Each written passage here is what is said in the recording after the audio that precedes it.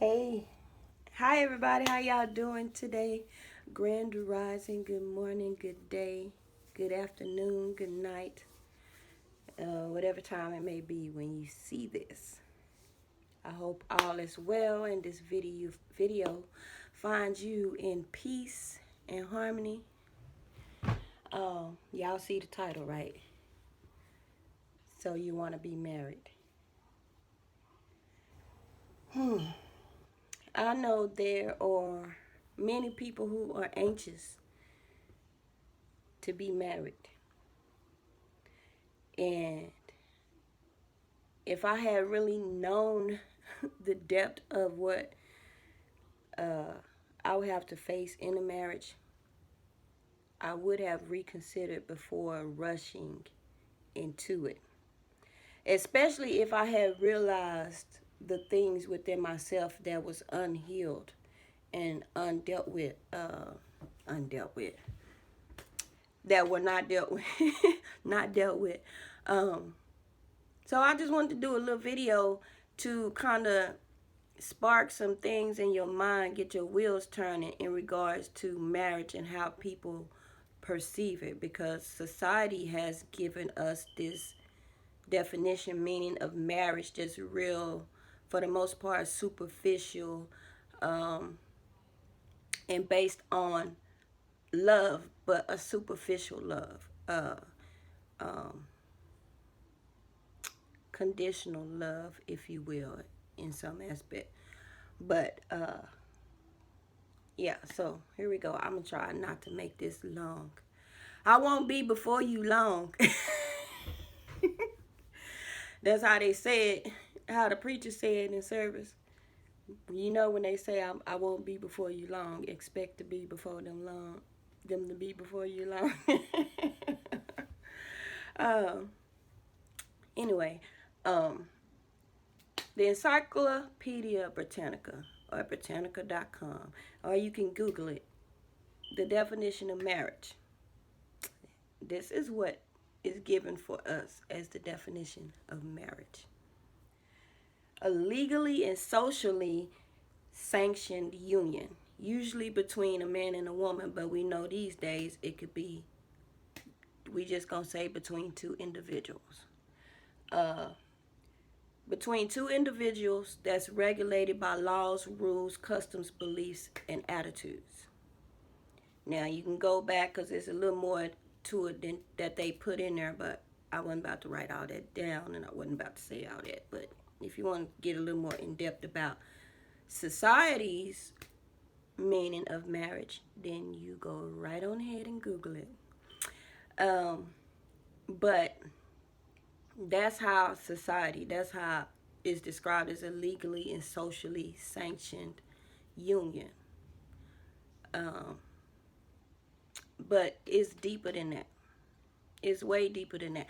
Now, marriage has evolved so much uh, throughout the decades, because there was a point where, and it depends on the culture too, because some people are betrothed at birth. They already got a husband or a wife picked out for them. It used to be like that in some cultures. And then back in the day, if you had money, you only married money. You wasn't about to marry anybody that didn't have money. You married within your class.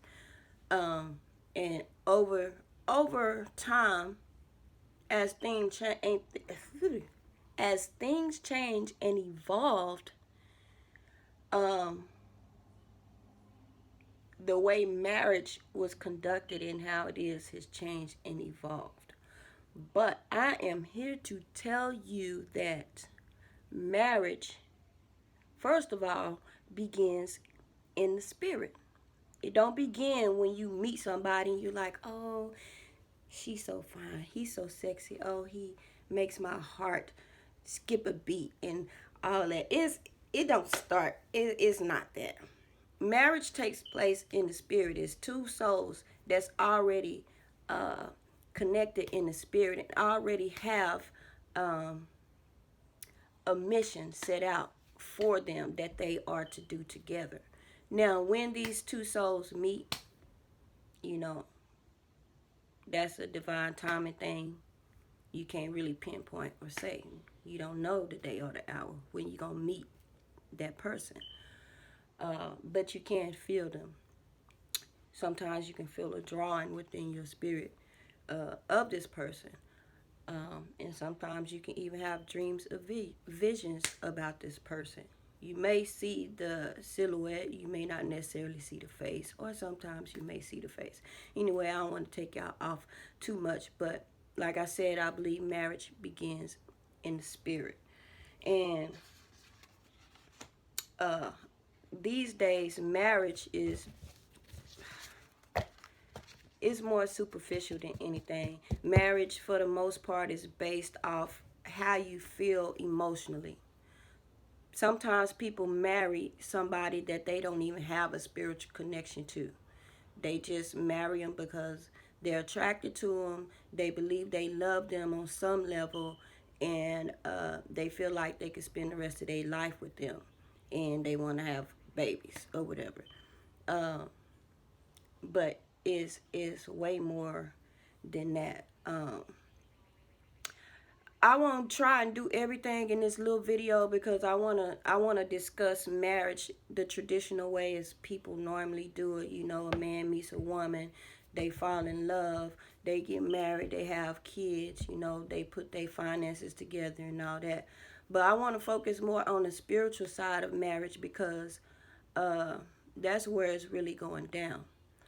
Um, and I know in this day and age, you're seeing more and more people who are getting divorced uh, or separated for, you know, a multitude of reasons, which we'll discuss in later videos.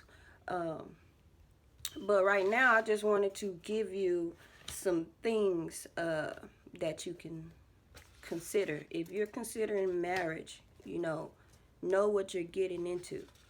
First and foremost, if you're considering marriage, I would hope that you've taken the time out to be with yourself, to release and heal all baggage from any past relationships. And not only, I'm not talking about just like romantic relationships, I'm talking about relationships with your parents, with your family members. Like, have you dealt with the traumas that you might have faced during your childhood? Because all these things play a part in your life at some point, and that includes your marriage. And it's not a good idea to go into a marriage if you, let's say, if you was molested as a child uh, by a family member of the opposite sex. If you don't deal with that and you get married and your spouse touches you a certain way and it triggers you, that could be a problem, especially if you are not in a position to open up and discuss that with your spouse. It could become a problem, and that could also lead to, you know, eventually the spouse stepping outside the marriage because maybe you don't want them to touch you because you've been triggered, but you don't want to tell them because you're still dealing with the shame of it. So it's things like that that we have to deal with and face. You know, if it's anything we have towards our parents, if our parents weren't the best parents, if they treated us a certain type of way, if they abandoned us, you know, those are the things that we have to deal with before considering going into a union with another human being. Because you got to think about it, the person that you're about to go into union with probably not gonna probably, because they have had their own uh traumas as a child. They probably had their own experiences and disappointments with parents and family members and relationships. Like, we can't go into a marriage with that kind of baggage because it's gonna weigh us down, and it's gonna put more weight on the marriage. Marriage in itself is already going to be, I want to say, difficult, but not as difficult as if you coming in and you already have baggage from your past. You don't leave any room for the present. You don't leave any room for the future. And you can't put new wine in old wineskins. It would surely burst. Okay? Um, so yeah, don't, if you considering marriage, deal with your heart first. Deal with your heart, because you don't want to go into a marriage with that kind of baggage. You don't want to put that kind of weight on your spouse. They don't know what's going on. They're trying to figure out how they can help you, what they can do, when really there's not much they can do, because you won't open up, you won't say, you won't deal with those things that hurt you. You don't want to revisit those things, but it is necessary. You know why it's necessary? Because it's through dealing with those things that you really truly discover who you are. A lot of us get married and we don't even know who we are. So we marrying people we don't know ourselves. So of course we not even presenting the right, we not presenting our authentic self. We presenting our egos. You know what I'm saying? We presenting what we want this person to see and how we want them to perceive us. So we do need to deal with the hurts and the pains that we dealt with throughout our life, because if we don't, we don't truly discover who we are as a being. So I do ask that you really deal with your heart and yourself. And the other thing is, if your heart is blocked, if your heart chakra is blocked, if you still holding hate, anger, bitterness, resentment in your heart towards anybody from your past or even your present, just know that it will hinder you from manifesting anything. You got a dream, a vision, you got something you want to manifest. I don't care if it's money, a business, a family, a wife, a husband. Just know that if you're not in the right heart space, it's not gonna play out the way you would like it to. And most times it don't anyway. But you can't manifest with a closed heart chakra. You can't manifest with bitterness and anger in your heart. You can't do it. You can't manifest anything. So that's the one thing. The other thing is, uh, marriage is not for the weak. It's not for the weak. It's not for the faint at heart. Stuff take work. It's not always peaches and cream just because you meet somebody and y'all fall in love and everything good, you in that honeymoon phase. But when life hit and sugar honey iced tea hit the fan, uh you still gotta stand and you still gotta push, and it ain't all peaches and cream, baby. It's not all peaches and cream. It's not all breakfasts in bed and anniversaries and having fun. Like, it's stuff to be done.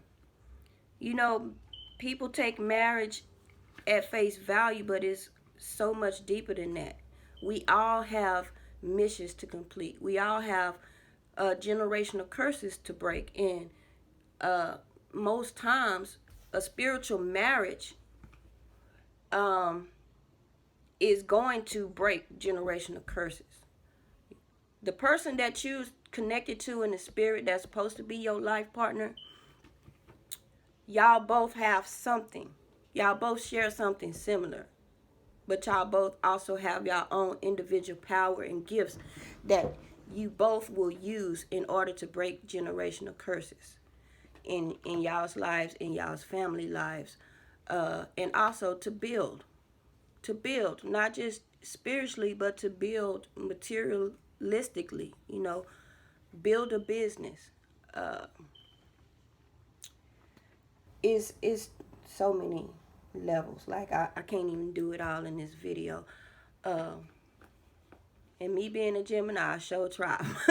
I'm not. I'm not. I promise you, I'm not. So I'm gonna do a few more videos. One is gonna be called "So You Want a Wife." One is gonna be called "So You Want a Spouse." So far, that's not a spouse. I'm sorry. So you want a husband, cause we be thinking we want these things, but when we get them, we realize, baby, we was not ready. We was not ready. You ever like wanted to get married, and then when you got married and you been in it for like a month or two, and you like, damn, I don't know what I was thinking. I don't really get to do this no more. I don't have this kind of time anymore. There things change. You sharing your space, and your time with somebody else. You know what I'm saying? Uh, so again, marriage is not for the weak or faint at heart. It takes work. Um, the other thing is, you never really know a person. You know, we as people are always changing. We're always growing. At least we should be. And as you change and grow, even as you heal, you begin to learn new things about yourself. And they not really new. They just been hidden. It's just parts of you that's smothered under trauma and hurt and pain and disappointment. There's parts of us that's smothered. So we never really know one another because we always discovering something new. And we're talking about lifetimes of pain and trauma and disappointments. And, so anyway, marriage is just not about love. It's way deeper than that. Marriage is more spiritual than it is anything. I don't care what nobody say. And if you don't have that spiritual connection, don't expect to see. How can I put it? Don't expect things to flow as easy if there is no spiritual connection. I guess I could say it like that. Let me see if I could do an example. It's like if two people get married on a superficial level. Now, they love each other, the way they love each other, right? But they have no spiritual connection. And they both coming in with some type of baggage that they hadn't dealt with. It makes it that much harder to work on the marriage because, number one, both haven't healed from certain things and they carried it over into their marriage. So in that instance, there's some clouded vision going on, clouded perception. And you can't spiritually see the route to be taken. There is no spiritual connection. And even if one sees the route to be taken, the other one won't, and they won't submit to it. So yeah, it's deeper. It's deeper than love. Cause when you think about love, people think about love as an emotion. The way people use it these days, you can say it's an emotion, but for the most part, it's an action. So you don't actually have to know a person to love them. Love first is an action. That's what the Bible say. But society says love is an emotion. I can't necessarily agree with that because love created us all.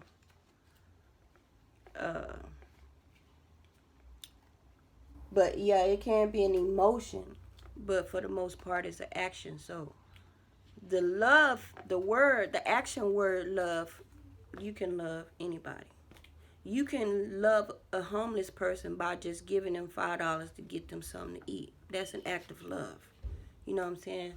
But marriage is based off love, the emotion, the feelings. You getting caught up in feeling good and being complimented and being taken care of and, making love. That's what society shows us about marriage, putting your finances together, buying a house, having a family, the wife submitting to the husband. Speaking of, you submit one to another. It ain't just the wife submitting to the husband. It's you both submitting one to another. If, let's take for instance, because people, a lot of times be like, submission is just like a big thing. But let me break it down for you. If you have a man and a woman, they get married, right? And let's say the woman has no experience in paying bills, handling business on that kind of level. Either she's always had somebody do it for her, or she was never taught, or she just plain irresponsible, right? Say she doesn't manage her money well. She get money, burn her pocket, she want to go spend it and think about the bills later. Well, Instead of the man giving her the money to take care of those things, he should take care of them himself. She may get upset. Yeah, she may get upset because really she wants the money in hand so she can do what she want to do at that time and worry about bills later, which puts the whole family in a bind when she doesn't pay the bills on time or pays them at all. She doesn't like the fact that she's not being given the bill money anymore because now she can't do what she want to do. In this aspect, the woman should recognize, well, me handling money is not good for the family because I do this, that, and the third. I'm not really responsible. I'm not being a good steward, so I'm going to let the man handle this. That's submission. Submission is when you realize and agree that the other person is better off for the job, they're more responsible than you are. Admit it and pass the ball. That's what submission is. Submission is when you know you messed up, you admit you messed up, and you apologize sincerely for it. Submission ain't that do what I tell you when I say all that kind of stuff. No. Okay? The other thing, I don't know where this 50-50 stuff came from with marriage. I don't know what that's about. I mean, back in the day, I was screaming 50-50. I ain't gonna lie, there was a time when I was screaming it, but over the years, oh, let me put my disclaimer right quick. I am not a licensed professional I'm not a licensed professional. I'm just a woman who was married for almost 13 years, and I'm just sharing what I've learned over those years, and probably some of my experiences. But yeah, I'm not a licensed professional. I just want to put a bug in your ear, as they say, put a bug in your ear. I just want to share a little bit of information, wisdom, on my experience as it relates to marriage. I've been on here for 22 minutes. Let me hurry up because I said I wasn't going to be before you long. But that's how they get you, because you don't know what long is. All right? So, yeah. Again, marriage is not just about love. It's deeper than that. Marriage is not for the selfish. You can't be selfish in no marriage. You just can't. It requires a lot of sacrifice, and it requires a lot of compromise. It requires understanding. You have to understand the place your spouse is in. If y'all one day y'all not really flowing together, you got to be in a position to perceive what's happening. Not what you see, but spiritually you got to be able to perceive first. Because if you don't, you allow your ego to get in the way and just make things worse. And sometimes you react too quickly on certain things, and you have to go back and apologize because your reaction wasn't warranted because you didn't know the whole story. You just was going based off what you seen or how you felt in the situation, and how you felt probably wasn't even warranted because you was triggered in some way by something that happened to you in the past. You know what I'm saying? So no, marriage is not for the selfish. It requires sacrifice. It requires compromise. It also requires self-discipline and self-control. You have to be able to work together with the one that you're with. So a few questions to ask yourself, because I need to get up off here. A few questions to ask yourself if you're considering marriage. Are you in a position to be independent of your spouse? Meaning, have you given yourself the allotted time to heal from any past romantic relationships? Have you dealt with the trauma bonds that, not trauma bonds, I'm sorry, but we're going to talk about trauma bonds one day.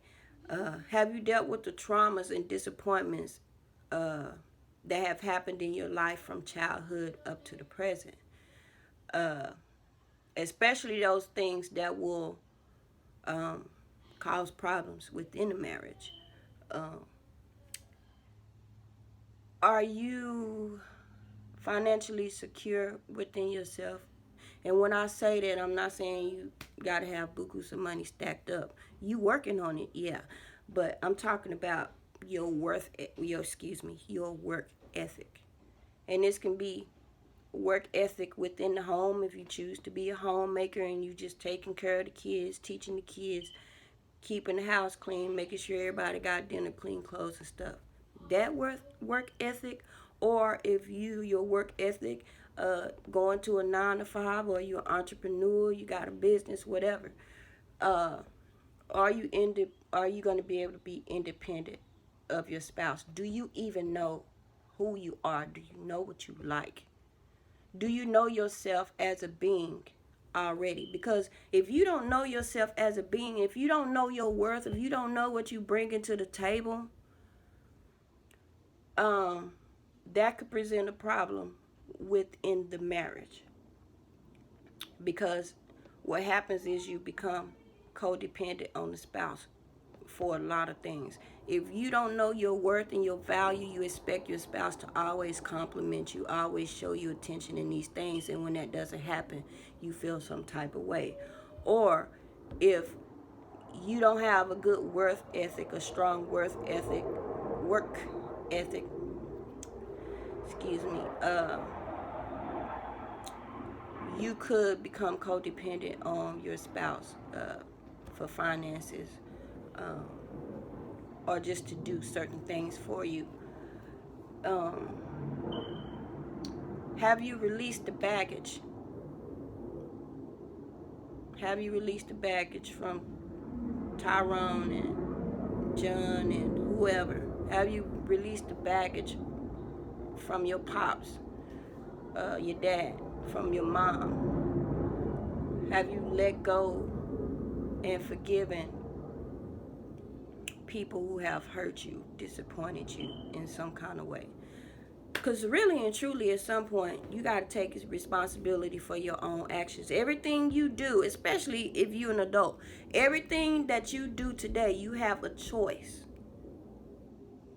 When you make that decision, it's all on you. Even though people hurt you in the past and they disappointed you in the past, you can't keep using that as an excuse to treat other people bad. You can't keep using that as an excuse as to why you're not doing what you're supposed to do.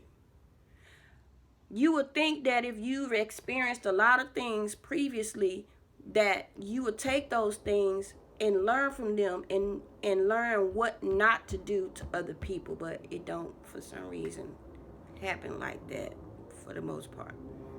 So yeah, ask yourself those questions.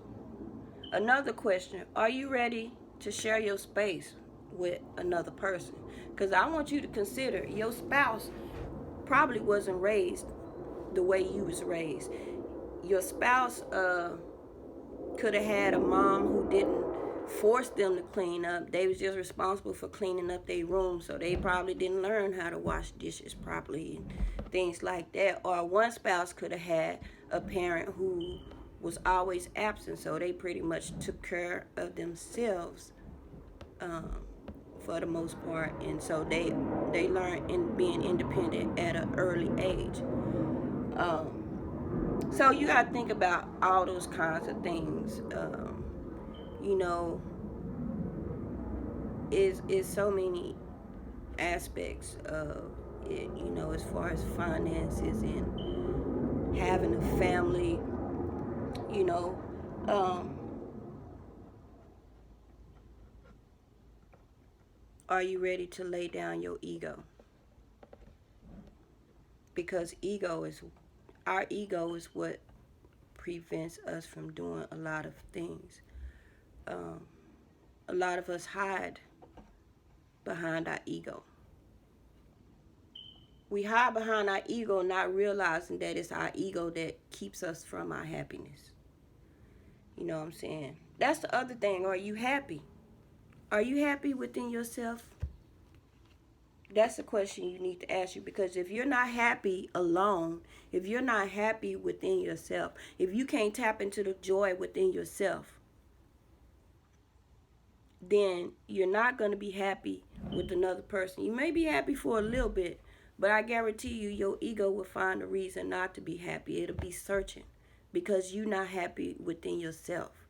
So you'll always see the fault in certain things and be unhappy and choose to be unhappy, because it's a choice to be happy or unhappy.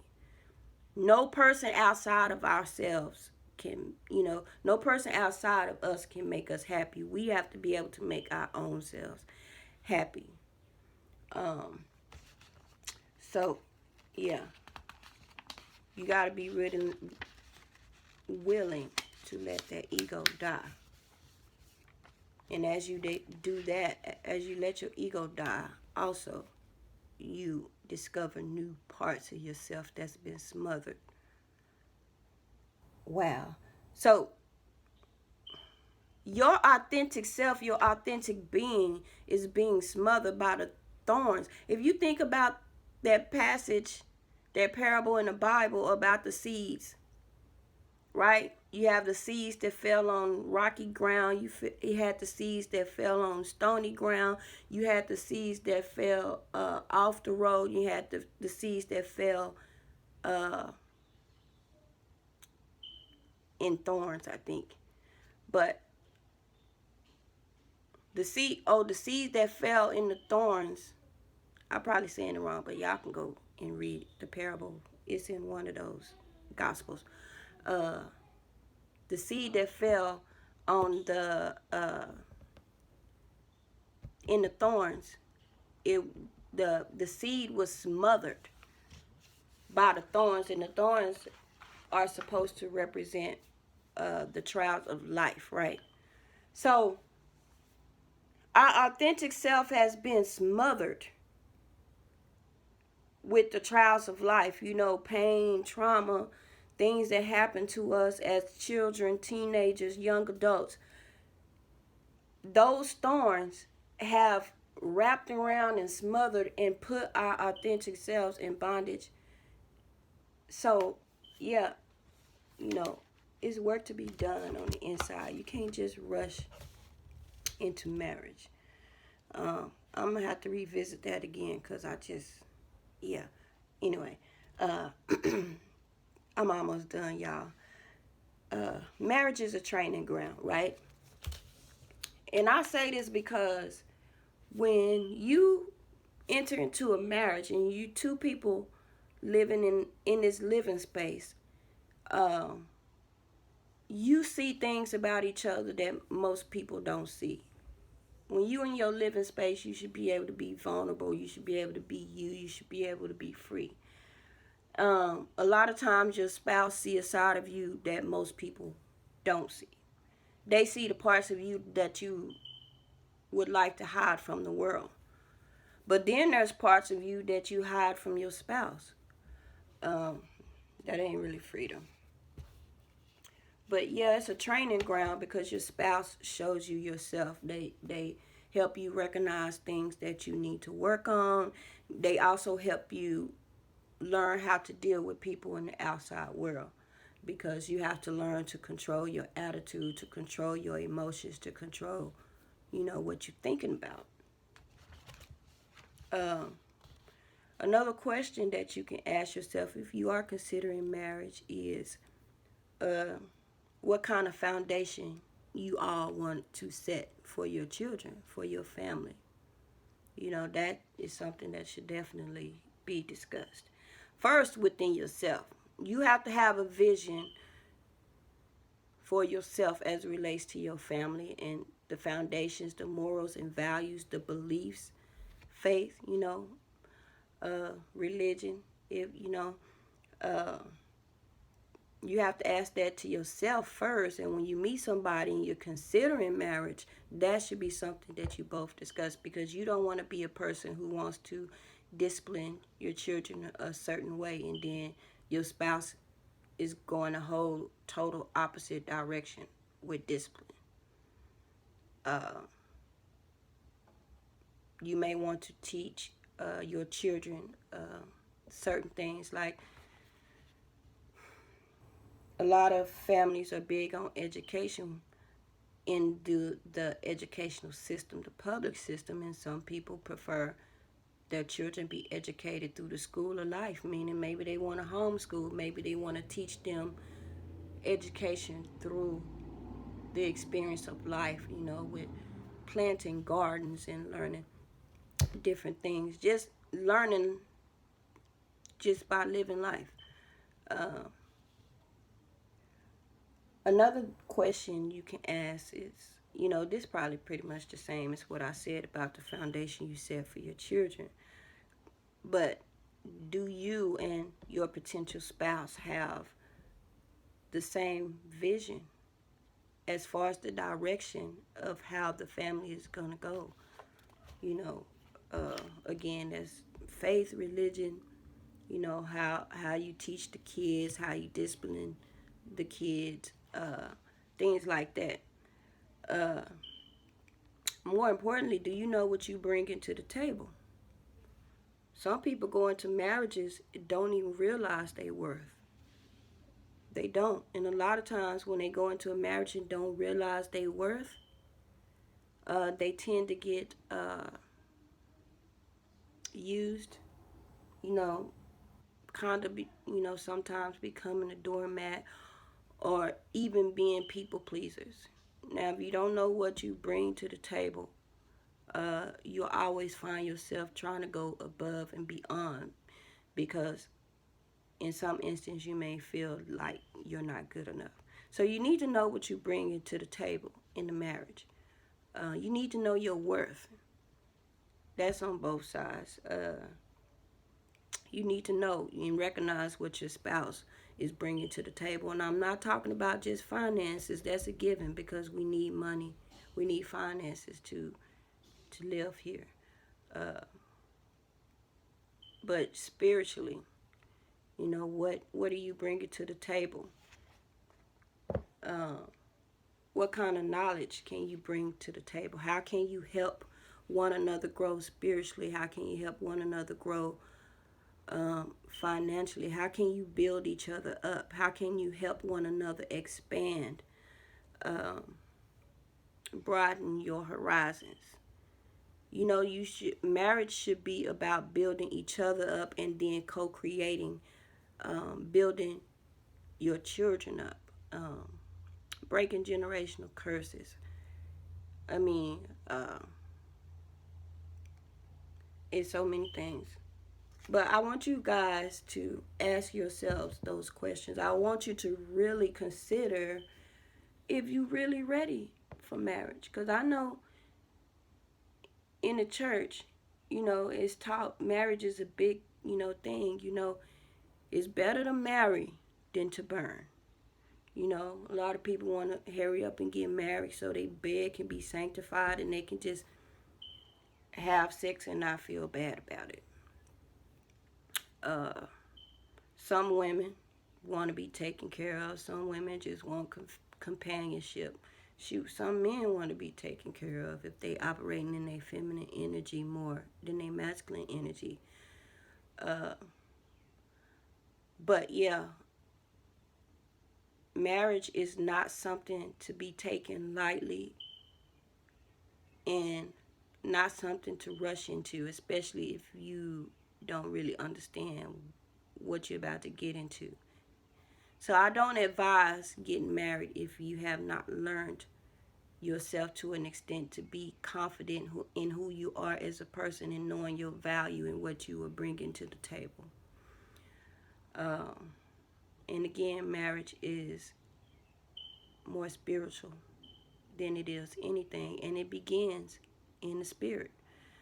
So, um, the person that you are supposed to marry, and it is not always one person, because sometimes the person that you're supposed to marry don't act right, and they lose their position, and then there's somebody else available, because again, there is a mission, there is a purpose in it.